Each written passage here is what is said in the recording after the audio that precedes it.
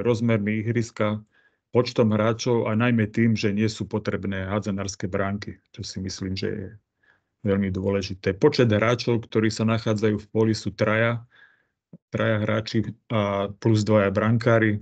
Družstvo tvorí dohromady 10 hráčov. Hrací čas v zásade býva 2x10 minút, po dohode môže byť kratší alebo dlhší podľa podmienok konkrétneho podujatia, počtu družstiev, zápasov a tak ďalej. Doporučovali by sme aj, aby bol zapojený čo najväčší počet hráčov, prípadne striedanie po 5 minútach v každom polčase, lebo tam nemalo by ísť o výsledky, ale malo by ísť o to, aby sme zapojili čo najväčší počet detí do tejto hry. Ale to je na zváženie každého z vás. V tom zverejnení, ktoré bolo udané, tam stálo, že je to pre 5. až 8. ročník základnej školy, ale ja navrhujem, aby sme to trošku diferencovali, pretože tam sú veľmi, veľmi veľké rozdiely, hlavne čo sa týka telesného vývoja, tak ja by som doporučoval, že by sme to, keď to budete organizovať, že by to bolo v 2 kategóriách. Pre 5. a 6. ročník základnej školy a tam, čo sa týka ihriska, môžeme kľudne využiť volejbalové ihrisko, čo má rozmer 18x9 metrov. Pre ten vyšší ročník, 7. a 8., tam by som navrhoval, že by to bolo 28x14 alebo rozmer basketbalového ihriska, teda čo sa týka dĺžky a šírky. Bránka pre tú nižšiu kategóriu má šírku 5 metrov, môže to byť urobené prostredníctvom tých nejakých kuželov alebo niečím podobným. Čiže šírka 5 metrov pre 1. stupeň, 5., 6. a 6 metrová šírka pre ten 2. stupeň, 7. a 8. ročník. Čo sa týka bránkoviska, tak pre nižší ročník tá čiara by mala byť vzdialená 5 metrov. Môže to byť aj nejaká tá maliarská páska nejakej výraznej farby, ktorá sa dá bez problémov nalepiť v tej požadovanej vzdialenosti. A pre tú staršiu kategóriu by to mala byť čiara vzdialená 6 metrov od bránkovej čiary, čiže pre ten 7. a 8. ročník. Čo sa týka lopty, pre tú nižšiu vekovú kategóriu doporučujeme penovú loptu značky Molten SGHY, ale pokiaľ máte aj také tie penové lopty, ktoré sa využívajú aj pre iné druhy športov, tak kľudne sa môžu využívať. Tam ide hlavne o to, že aby tá lopta bola mäkšia, aby nedošlo k nejakému úrazu, keď by bol niekto trafený priamo do tváre.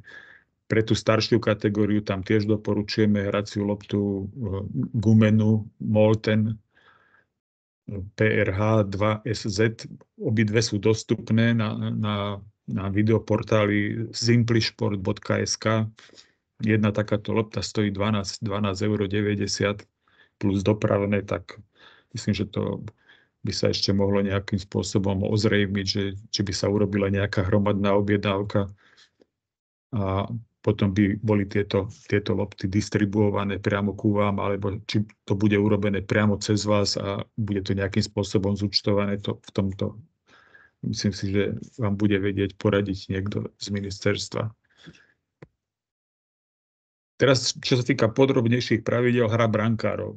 Brankári nemusia mať odlišné oblečenie ako hráči v poli, lebo oni nie sú fixne tí dvaja brankári. Tam to môže byť hociktorý z hráčov v poli.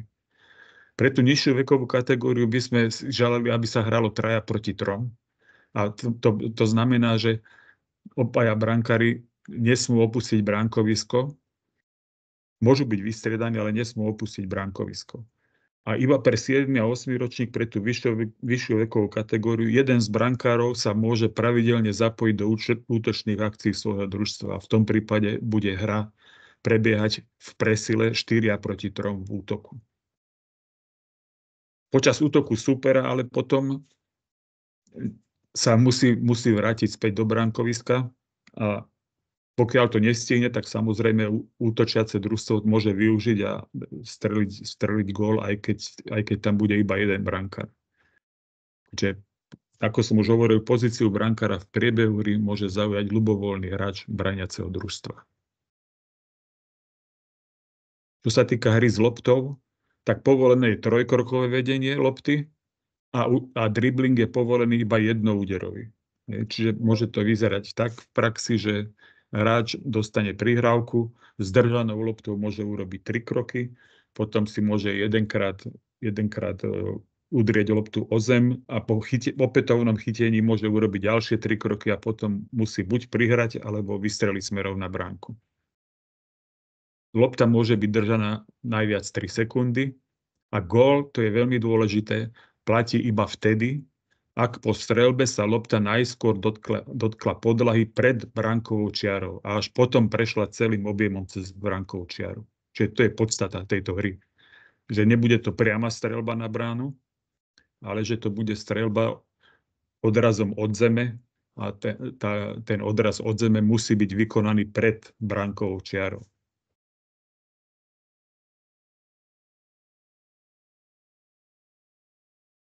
Čo sa týka obrany, to je taktiež veľmi dôležité, hrá sa bez telesného kontaktu, čiže takým basketbalovým spôsobom bránenia. Obranca smie používať ruky iba na zisk lopty.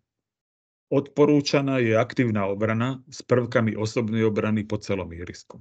Takže každý hráč je zodpovedný za konkrétneho hráča supera. Samozrejme, toto nie je možné, keď útok hrá v presile 4-3.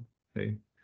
Takže tam je to na rozhodnutí toho brániaceho družstva, že atakovaný by mal byť za každej okolnosti hrať s loptou, no a potom tí ostatní spoluhráči by sa mali určitým spôsobom zorientovať a braniť tých ďalších troch, ale vždy najnebezpečnejší hráč je hráč s loptou. Ale jedna otázka, prosím ťa, pokiaľ sa hráči nejakým spôsobom križujú alebo vymenia, tak obrancov si môžeme vymeniť? Áno. Obrancovia si vymenia učiacich hráčov, áno? Buď sa sprevádzajú, alebo aj keď sa vymenia, tak nie je to žiadna chyba. Dobre, netrvá sa na tom až tak striktne, aby to teda bolo. Dobre, ďakujem. Prosím. Vykonávanie hodov. Pri každom rozohrávaní musia byť hráči supera vzdialení 2 metre od hráča s loptou. Takže tak intuitívne odhadom nebudeme to merať presne na centimetre, ale minimálne tak povedzme také 3 kroky od hráča s loptou. Hra začína vyhadzovaním z bránkoviska prvomenovaným družstvom a taktiež aj ak bol dosiahnutý gól alebo aj streľba mimo bránky, tak sa vyhadzuje z bránkoviska. Ak lopta prejde za autovú čiaru, tak sa vhadzuje s tým, že hráč musí stáť jednou nohou na tejto autovej čiare. Tak ako pri normálnej hádzanej. Teraz, čo sa týka organizácie súťaží, tak neviem, že či sa budú organizovať aj nejaké vnútroškolské kola. Ak by sa organizovali, tak myslím si, že v priebehu marca by to bolo možné zrealizovať určitým spôsobom. Potom prípadne okresné kola, marec, prípadne apríl. Krajské v priebehu mája, celoslovenské finále, ako som sa dopočul, je naplánované 11. a 12. júna v Šamoríne. O tom sa ešte prípadne môžeme pobaviť, že či je to reálne vzhľadom na krátkosť času, ktorý je k dispozícii. Takže to určite vy viete lepšie z terénu, tak môže to byť potom aj témou na diskuziu na záver nášho webináru. Dal som aj zo pár príkladov videoklipov. Čiže tu je v prvom máme zakončenie streľbou. Vidíte, že hráč sa odrazil pred tou oranžovou čiarou, to je akoby čiara bránkoviska, a zakončil streľbou skokom do bránkoviska.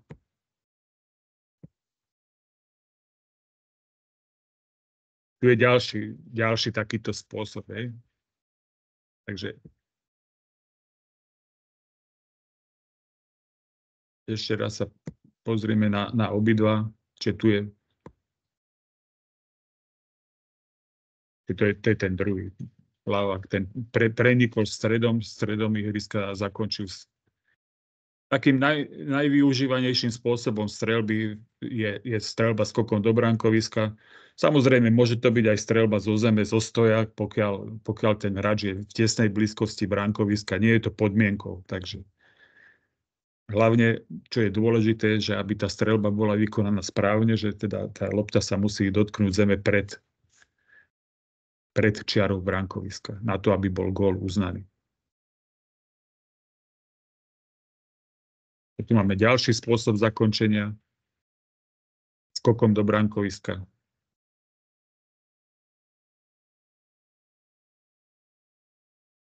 Tu máme streľbu z priestoru, dá sa povedať, že akoby z priestoru pivotmana, čiže hráč na bránkovisku dostal tú loptu a po otočení a miernom poskočení zakončil streľbou do bránky.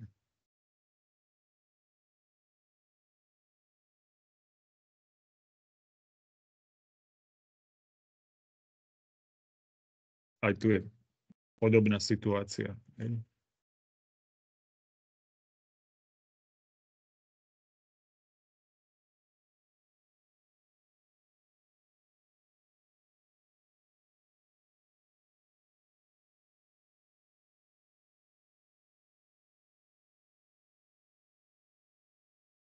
Takže ako ste mali možnosť vidieť, tam toto ihrisko bolo urobené na tenisovom ihrisku.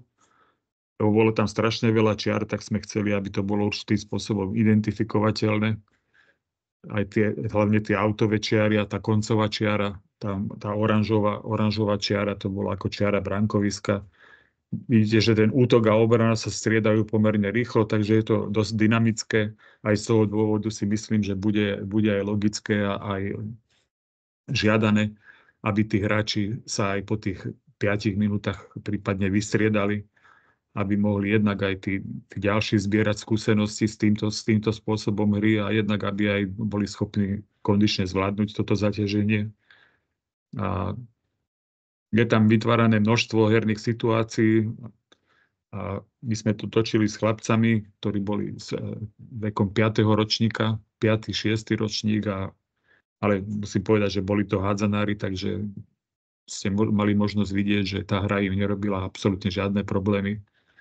Jediné, čo by sme im mohli vyčítať, že tá obrana tam prakticky skoro vôbec neexistovala, ale bolo to pre nich zaujímavé a hrali to radi a ja verím tomu, že aj vaši žiaci, pokiaľ sa s touto hrou zoznámia na zopár hodinách, tak potom aj tie zápasy, ktoré budú hrať, že im prinesú určitú radosť a uspokojenie. A ja si myslím, že to je aj cieľom tejto hry, ktorú sme pre vás pripravili. Takže to je z mojej strany úvodom všetko a teraz rád zodpovedám vaše otázky. Ja by som sa, Pali, prosím, ešte chcel... Môžem sa opýtať? Áno, pýtajte sa.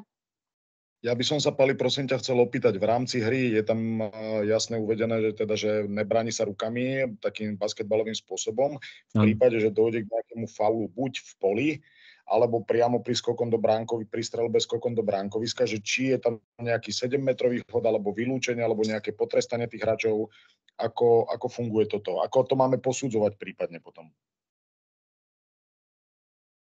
Tak v prvom rade mali by sme sa snažiť, aby k takým situáciám nedochádzalo, ale keď dôjde, tak pokiaľ je to nejaký faul, tak treba toho hráča vystriedať a dať za neho ďalšieho, a to minimálne na jeden útok. A pokiaľ je to znemožnenie tej jednoznačnej gólovej situácie, tak tam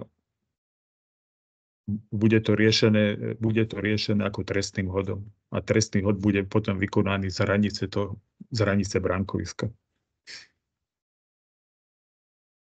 Dobre, to ešte prípadne môžem doplniť v tých pravidlách. OK, že aby to vedeli teda rovnako posudzovať aj na v priebehu tých súťaží, aby tam nevznikalo to, že... Dobre, ďakujem. Ja osobne si myslím, že k tomuto ani nebudeme potrebovať rozhodcov. Ja si myslím, že tá hra je tak jednoduchá, že to bez problémov zvládnu aj učitelia telesnej výchovy, lebo my máme s tým veľmi zlé skúsenosti. Rozhodcovia sa bránia všetkému novému, čo príde, a boli by s tým len zbytočné problémy. Faktom je aj, že máme ich na Slovensku málo a nejakým spôsobom pokryť aj tie základné kola a tak ďalej, tak bol by to veľký problém. Tak ja si myslím, že a to budete vedieť určite vy lepšie priamo z terénu, že by sme boli schopní to celé zrealizovať vo vlastnej réžii.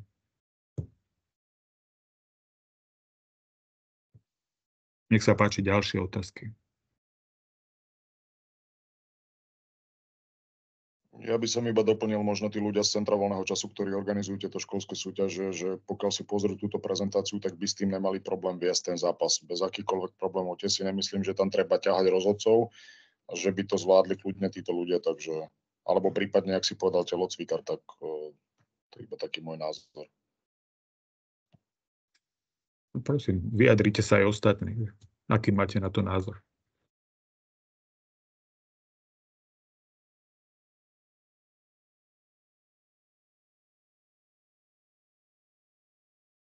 V Nemecku je tento spôsob hry využívaný hlavne v kategórii mladšieho žiactva.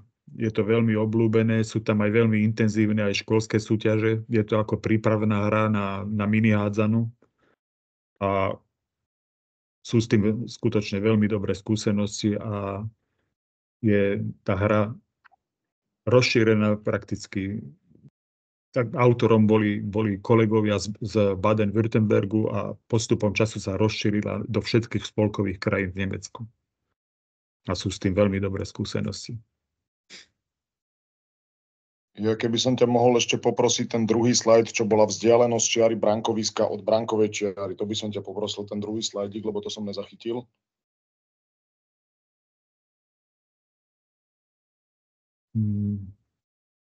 Tuto. Pre nižšiu vekovú kategóriu 5 metrov od brankovej čiary, pre ten 7. 8. ročník 6 metrov od brankovej čiary. Takže 5 metrov a potom klasická 6, viac menej bez oblúku. Pre tie mladšie ročníky, že by to bolo, je to prakticky volejbalové ihrisko, čiže 18x9 a 5 metrov je tá čiara brankoviska. Pre tú vyššiu kategóriu tam by sme mohli využiť rozmery basketbalového ihriska a v tom prípade by tá čiara bola vzdialená 6 metrov od brankovej čiary. A čo sa týka rozmerov, tak pre mladších je 5 metrov šírka bránky, ohraničená tými kuželmi, a pre starších by bola 6 metrov ohraničenie kuželmi. Dobre, ďakujem.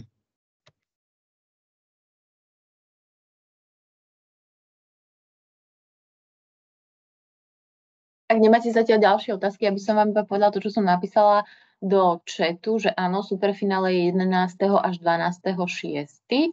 a zatiaľ nie je presne určené, na ktorý deň by vyšlo finále touchdownu, takže je to čisto na dohode, či to bude 11. alebo 12.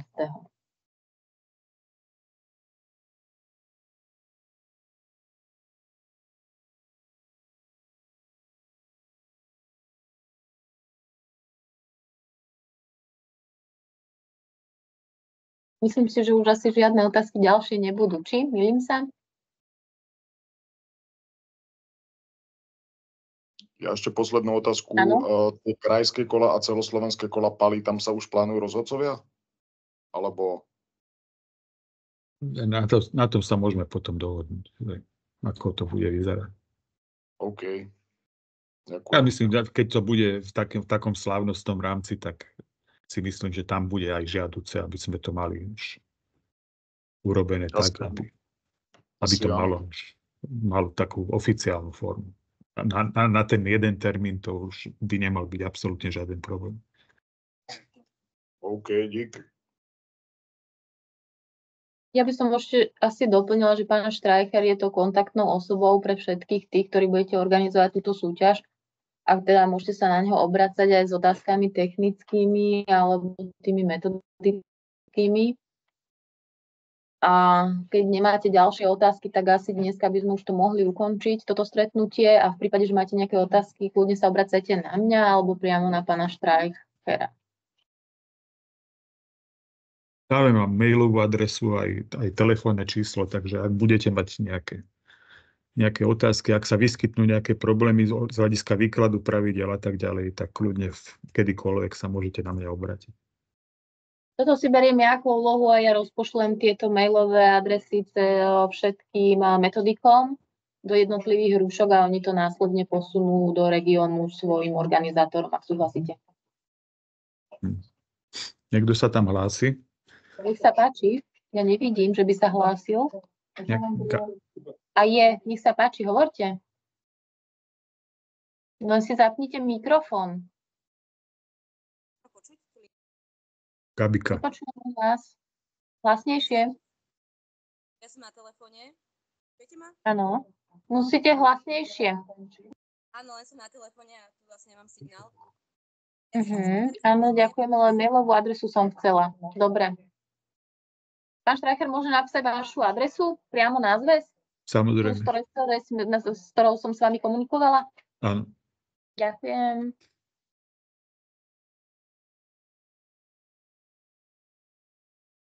Chvíľočku posielam.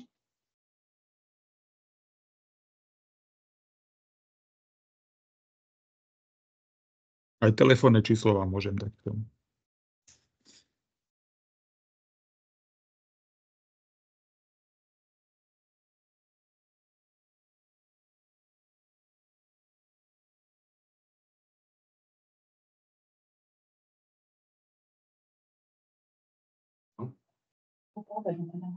Už posielam.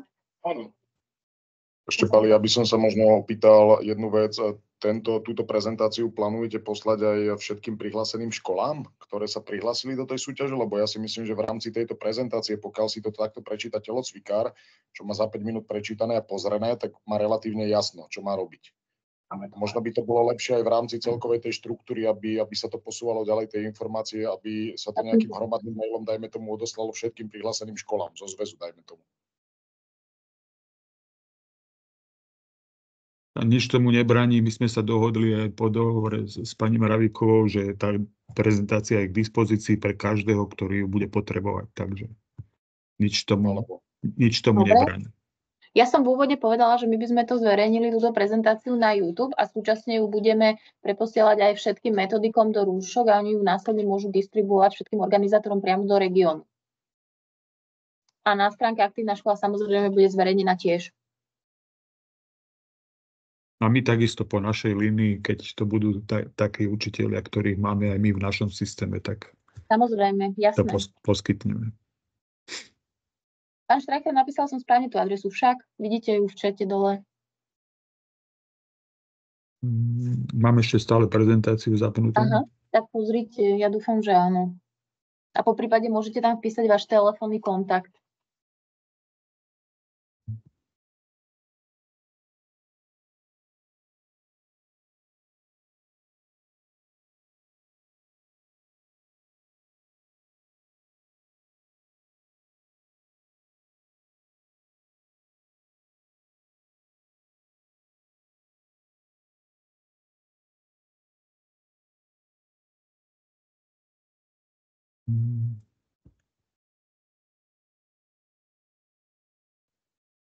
Dobrý deň, Belík, Trenčín, školstvo. Môžem sa vás prosím vás opýtať, či máme nejaké kontaktné adresy napríklad za kraje? Ja som síce doteraz telefonoval, nepočul som vás, nejaké kontakty ste dávali si na seba hlavne, ale či máme napríklad pre Trenčiansky kraj nejakú kontaktnú osobu, na ktorú by som sa mohol obrátiť?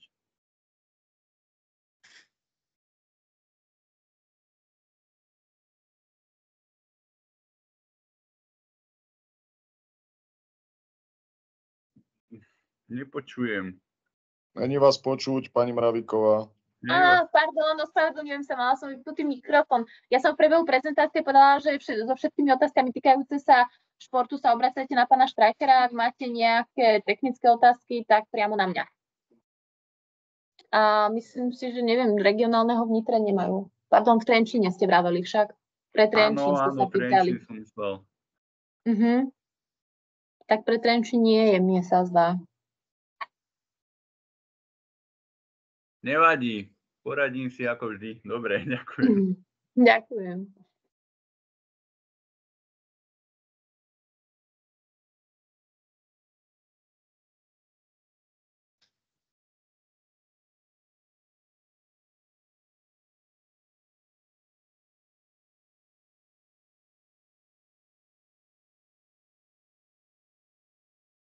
Dobre, môžem ešte ja?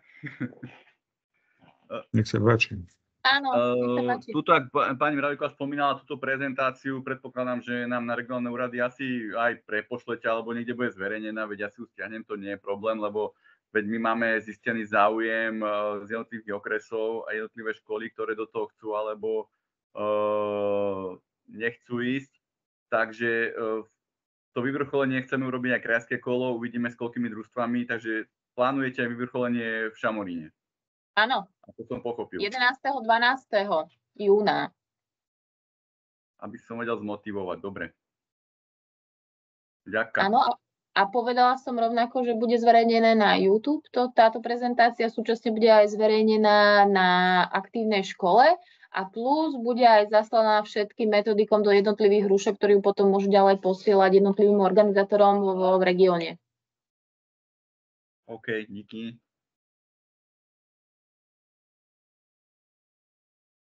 Stačí? Máte všetky informácie?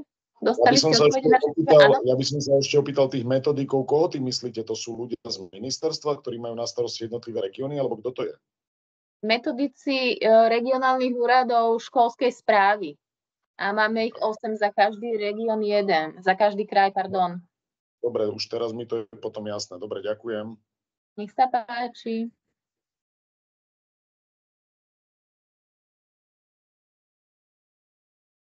Tak keď nemáte ďalšie otázky, ja vám Ja sa opýtam, lebo tento pán je taký ten pali aktívny, že či to náhodou nie je za Trenčiansky kraj.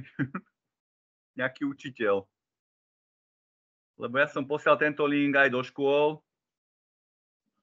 Nie, ja učiteľ síce som, aj základné a stredné školy učím, ale ja som bývalý vrcholový hadzanár a pôsobím aj na zväze a pripojil som sa k tomuto, aby mi to bolo jasnejšie, pretože sa to možno bude týkať ako učiteľa aj mňa, takže preto som sa pýtal na rôzne detaily, aby nevzniklo nejakým nezhodám alebo nedorozumeniam počas zápasov a aby to viac menej bolo jasné. Ja som z toho pochopil viac menej všetko, takže asi tak. Jasné, ja som sa pýtal, že či nie ste náhodou z nášho kraja, z Trenčianskeho.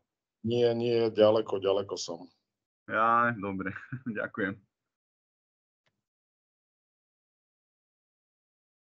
Dobre, tak ja vám veľmi pekne ďakujem za dnešnú účasť a v prípade nejakých ďalších otázok ma prosím neváhajte kontaktovať. Ďakujem, dovidenia. Dovidenia. Dovidenia, ďakujeme.